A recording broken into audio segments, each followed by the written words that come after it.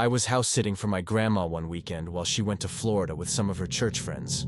I was sleeping in the guest bedroom next to her room. The guest bedroom always had 2 twin beds inside of it that my brother and I would sleep in when we had sleepovers on our house.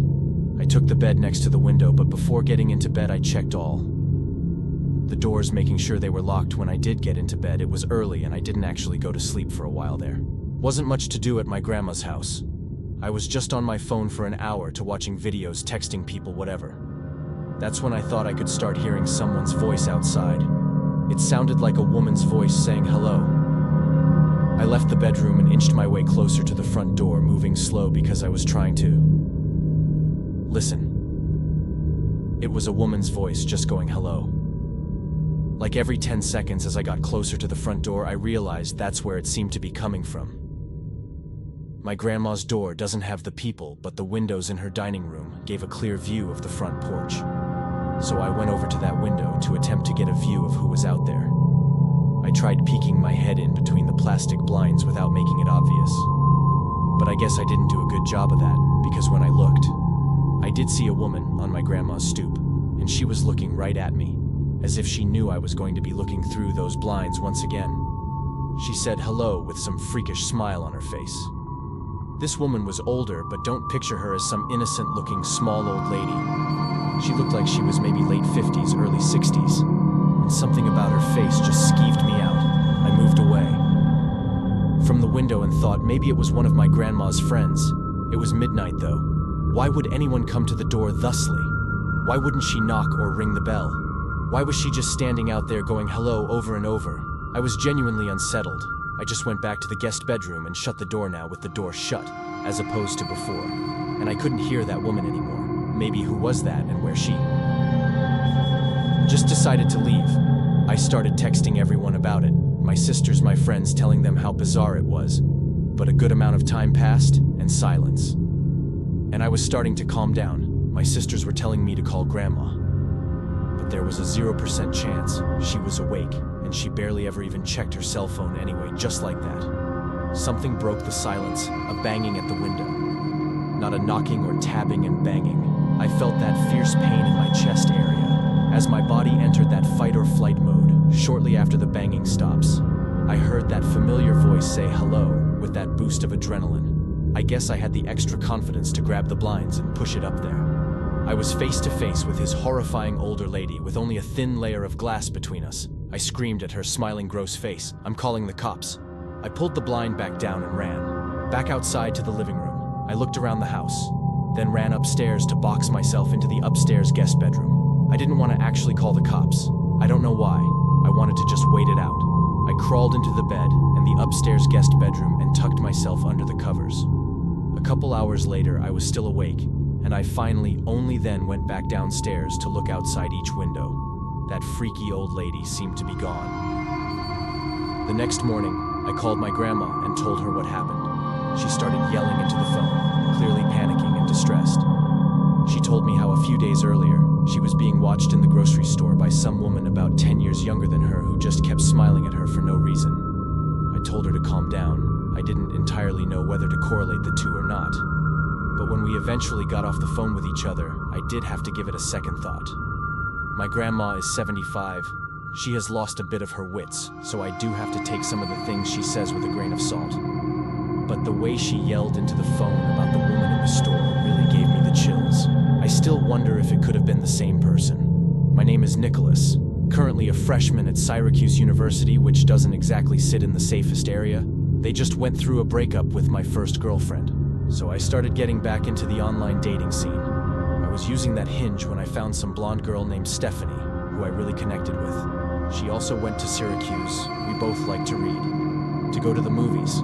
We even had the same sense of humor. I suggested we go on a movie date, and she said she loved to. She told me to meet her at some specific point near campus, and she'd pick me up. So around 9 o'clock, I waited on some corner of a normal neighborhood block, waiting for Stephanie. She asked me to share my location with her, and so I did. A few minutes later, I saw a car turn down the street and start approaching me. Then it stopped in front of me, and the driver rolled down the window. It wasn't Stephanie, though, but some old random guy. Yes, what I was doing alone out here, which was insanely weird. First of all, that I said I was waiting for someone. He asked if I was waiting for Stephanie, and I said, "Yeah, how'd you know?" He said he was Stephanie's father and told me to hop in so he could give me a ride to her. I took a good look at him and he looked a little old to be her father. To be honest, I'm no idiot when it comes to sketchy situations. So I said in a firm voice, "Why didn't you tell me you'd be picking me up?" He claimed he didn't trust a random guy meeting up with his daughter and wanted to meet me. First, I took another good look at the man and didn't say anything. I simply started walking away in the opposite direction from where his car was facing. He started yelling, "Hey, hey," sounding surprised that I was just walking away like that. But I've heard way too many kidnapping stories to know where this could potentially go. I heard the guy's car moving and I turned to make sure he wasn't doing a U-turn to follow me. I breathed a sigh of relief when he drove straight and turned left out of sight. I continued walking down the block towards campus. I got to the corner of the block. I was just about to make a turn when I noticed what I was pretty sure to be the same car the man was driving, just parked on the side of the road with the lights shut off. I briefly tried looking into the window as I passed it, but the glass was tinted. I tried not making it obvious that I was suspicious and continued walking. I got a text from the so-called Stephanie person saying, "Why didn't you get in the car with my dad?" I ignored the text and continued walking. I kept looking back to see if the car would move when he got to an intersection in the road. I turned right and then full unbooked it in the direction of campus. Surprisingly, I wasn't followed. I made it back to campus, out of breath, started walking to my dorm building. I felt like I heard footsteps following you though. I thought maybe I was being paranoid when I heard a piece of broken glass being kicked by someone's shoe. I knew I was being tailed. I made a point of ducking down behind a van and stopping to give me time to listen for where the footsteps were coming. They were a few cars away from me, and I remembered. I never stopped sharing my location with Stephanie. Or should I say that man? I saw him. He was that old man. He was approaching from between two cars across from me. He yelled something that I didn't fully understand, but it sounded like he said, "Come back, and I'll take you to her." He had to be like 60-something. There's no way he would catch me if I sprinted. I lost him easily when I ran and made it back to my dorm room. My roommate wasn't there, so I had no one to talk to about it, but when I laid my bed, I got another text from that man. And it was shocking. It said, "You're a little piece of... You're lucky you got away. I would have strangled your ugly ass." I still have the screenshot. I replied saying, "Thanks for the threat. It's going straight to the police," and I blocked his number. I still have the conversation saved as evidence, and I plan on going to the police with it.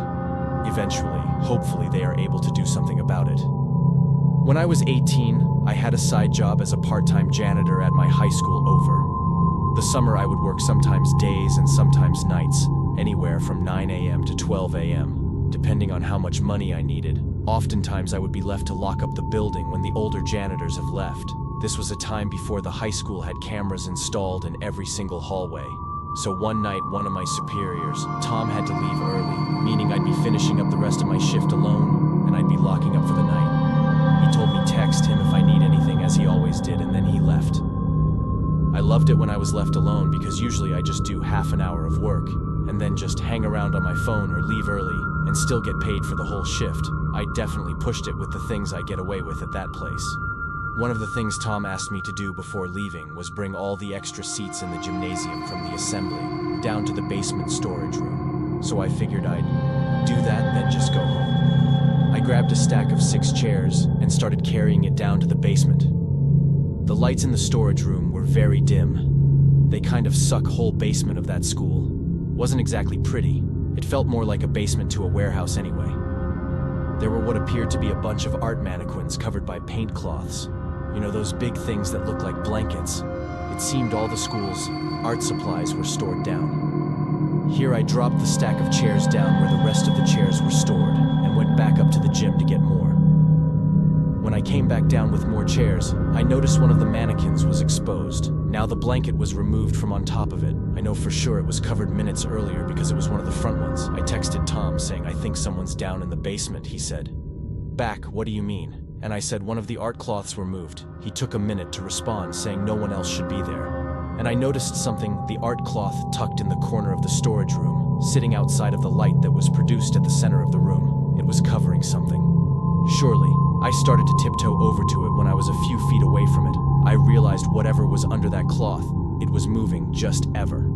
So slightly there was undoubtedly someone hiding under there, and ran back upstairs and locked the basement door, a text the top, saying someone is hiding under a cloth in the basement. He said call the cops. But I insisted he just come back, since he only just left like 10 minutes ago. He didn't want to come back though. He told me to be a man and confront whoever was down there.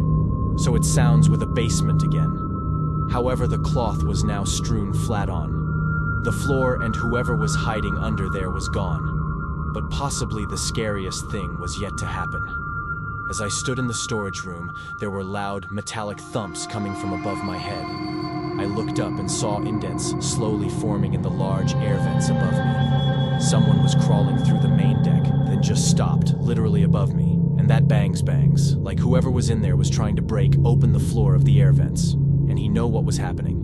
But I was officially done with this. I ran up the stairs, locked up the school, and went home. I told Tom the partial truth the next day, but I thought I saw someone in the corner, and it was gone when I went back, and I claimed there was nothing else I could say.